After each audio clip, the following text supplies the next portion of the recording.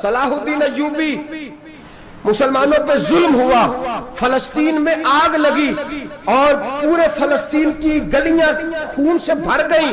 ایک دن کے اندر 70,000 مسلمان قتل ہوا۔ گھوڑوں سے سڑکوں پہ چلا نہیں جاتا تھا، گھوڑے پھسلتے تھے، اتنا خون تھا، اور کچی سڑکیں تھی، اتنا خون تھا۔ پہلے کچی زمین نے خون پیا، پھر خون اس سے باہر آیا، پھر بھی اتنا سخت 70,000 آدمی قتل ہوا۔ صلاح الدین ایوبی کون تھے؟ میرے غوث اعظم جیلانی کے مدرسے کے طالب علم تھے۔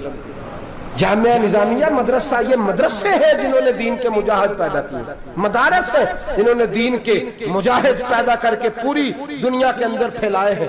مدارس کے اندر دہشت گردی آئی، میں اختلاف نہیں کرتا، لیکن ابھی بھی مدرسے ہیں جن مدرسوں سے رسول اللہ کے دین کا سچا درس دیا جاتا ہے، امن پیار اور محبت کی فضا کو عام کیا جاتا ہے وہ مدارس، اور انشاءاللہ قیامت کی صبح تک وہ مدرسے قائم رہیں گے۔ صلاح الدین ایوبی مدرسے کے طالب علم ہے، مدرسے کا، لیکن مدرسہ اس کا تھا جو ساتھ درویش بھی تھا، جو ساتھ اللہ رسول کے احکامات محبت کے ساتھ پھیلانے والے غوث اعظم جیلانی کا مدرسہ تھا۔ اس مدرسے کا پڑھنے والا طالب علم، دیکھیں نا، علم دین شہید کون تھا؟ نعتیں پڑھنے والا تھا نا، ختم دلانے والا تھا۔ عامر چیمہ شہید کون تھا؟ نعتیں پڑھنے والا تھا نا۔ یہ نعتیں وہ چیز ہوتی ہے جو دلوں کے اندر اثر پیدا کر دیتی ہے، جو نبی پاک کی محبت کو پروان چڑھاتی ہے، اور یہی چراغ جلے گا تو روشنی ہوگی۔ صلاح الدین ایوبی اکیلا اپنے دوستوں سے کہنے لگا مسلمانوں کی مدد چند سالوں میں نکلو مدد کریں۔ انہوں نے کہا تیرے نکلنے سے کیا ہوگا؟ کہنے لگا میں نے نہیں نکلنا، میرے اللہ نے میری مدد کرنی ہے، میرے اللہ نے میری اٹھ باندھ کمر کیا ڈرتا ہے، پھر دیکھ خدا کیا کرتا ہے، اور میں مجھے نکلنے دے، اللہ میری مدد کرے گا۔ تھوڑا تھوڑا کر کے فوج جمع کی، کوشش کی۔ چند سالوں کے بعد اسی جگہ جہاں مسلمانوں کا خون بہا تھا، اللہ نے اسلام کا جھنڈا پھر سے بلند کر دیا۔ صلاح الدین ایوبی فاتح بن کے مسجد اقصیٰ کے دروازے پہ کھڑا ہے۔ چند سال گزرے، عیسائیوں کا اپنا وہ ظلم ابھی یاد ہے، اور عیسائی سارے لیڈر کہتے ہیں تیاری کر لو، اب ہمارے بچے کاٹے جائیں گے، عورتیں بیوہ ہوں گی، گردنیں کٹیں گی، اب دیکھنا جتنا خون ہم نے بہایا تھا مسلمان اس سے دگنا بہائیں گے۔ صلاح الدین ایوبی گھوڑے پہ کھڑے ہیں اور پوچھتے ہیں او عیسائیوں بتاؤ تمہارے ساتھ کیا کروں؟ گردنیں جھک گئیں، جواب کوئی بھی نہیں۔ کہا تم نے 70,000 مسلمان ایک دن میں مارا تھا، بولو تمہارے ساتھ کیا کروں؟ تم نے ایک دن میں مسلمان یوں کاٹے جیسے گاجر مولی کاٹی جاتی ہے، بولو کیا کروں؟ عیسائی کہنے لگے ہمیں اپنے ظلم یاد ہے، تشدد یاد ہے، بربریت یاد ہے، تو بہتر جانتا ہے تو نے کیا کرنا ہے۔ صلاح الدین ایوبی گھوڑے پہ فاتح کھڑا ہے، آنکھوں میں آنسو آئے، تڑپ کے رویا، کہنے لگا میں تمہارے ساتھ وہی سلوک کروں گا جو میرے مصطفیٰ نے قریش مکہ کے ساتھ فرمایا تھا، لا تصریب علیک، جاؤ تم پر کوئی زیادتی، جاؤ تم آزاد ہو۔ اس نے کہا تو کر کیا رہا ہے؟